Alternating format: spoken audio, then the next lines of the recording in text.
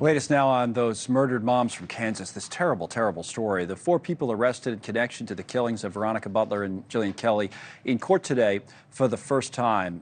Very emotional hearing. There's a look at the 4 suspects. We'll get to NewsNation senior national correspondent Brian Enton is out there reporting on that in just a moment. Let me bring Jesse Weber in, NewsNation legal contributor in the meantime. And boy, we cover some crazy stuff, some terrible stuff. This one, they've been missing 2+ weeks, and then they're finally found, and now the details keep coming out about this cult, this God's Misfits. What do you make of this story? Well, remember, it's not even directly tied to what they believed in that group. It seems to be at the base of it what we always suspected, a bitter custody dispute. Exactly. And it's a really disturbing case, but the details of it, you have this grandmother who had custody of the children.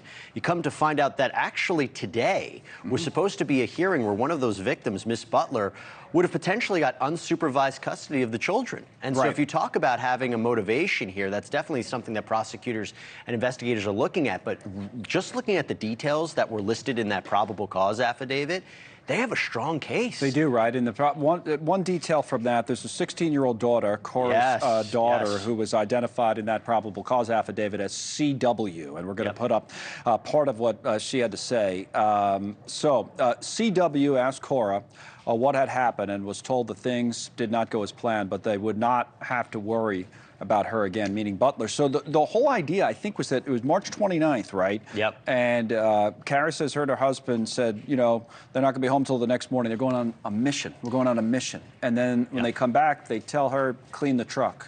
Clean the truck. A lot in there. She asked about whether or not they were deposited by a well or a dam, and she said something like that. And when you read the probable cause affidavit, it seems like the bodies might have been buried in a hole by a dam. Look, this was all about where these 2 victims were going to pick up Butler's children, and they vanish. And you go to the crime scene, and one of the things I had suspected, I said, their phones must not be working. And you come to find out that their phones stopped right at that time when they were apparently intercepted and kidnapped and ultimately killed. But that scene, there looked evidence of a struggle. There was blood. There was glasses of one of the victims. There was an empty magazine, a gun magazine. But then going back to some of the details linking to these individuals, the grandmother, who seems to be spearheading this, she had been searching how to buy tasers, how to buy burner phones, actually purchase those. Those were actually found at key locations in this case.